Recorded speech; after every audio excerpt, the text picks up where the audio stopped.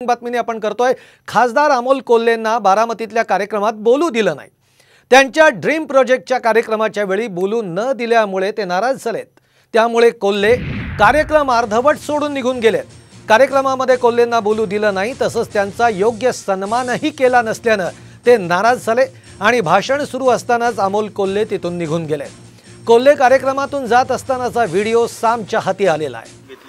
दादांनी दिलगिरी व्यक्त केली, मात्र त्याच काळात तुम्ही उठला, नक्की काय? नाही, ही दादांची मला वाटतं स्लिप ऑफ टंग असेल आणि त्याविषयी आकारण हे करू शकत नाही, कारण दादांनी स्वतः सांगितलं की लोकसभा निवडणूक डोक्यात आहे आणि उमेदवार निश्चितीची त्यांची प्रक्रिया सुरू आहे, त्यामुळे ही पटकन गोष्ट समोर आली असेल।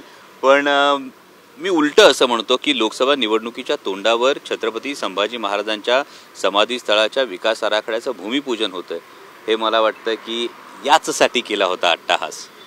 कारण मला अजूनही आठवतं तो संघर्ष, तो तब्बल 9 वर्षांचा संघर्ष होता आणि या 9 वर्षांच्या संघर्षामध्ये कोणी उभक सुद्धा करत नव्हतं, कारण तोपर्यंत प्रत्येकाने आम्ही इतिहासच जो बघितला होता ना, तो मोहित्यांची मंजुळा, थोरातांची कमळा, छत्रपती संभाजी महाराज म्हणजे रंगेल बदफैली, हेच सगळं बघितलं होतं। बोरू बहादूरांनी एवढंच लिहून ठेवलं होतं की छत्रपती संभाजी महाराज हे वाईट होते, पण त्यांनी धर्मासाठी बलिदान दिलं, म्हणजे बाकी सगळं वाईट होतं आणि एवढी एकच गोष्ट चांगली आहे, हे कुठेतरी शंभू भक्त म्हणून मनाला लागत होतं। आणि 9 वर्ष अनेक उमरे झिजवत असताना जेव्हा मी एका खासदारांकडे मदत मागायला गेलो, त्यानंतर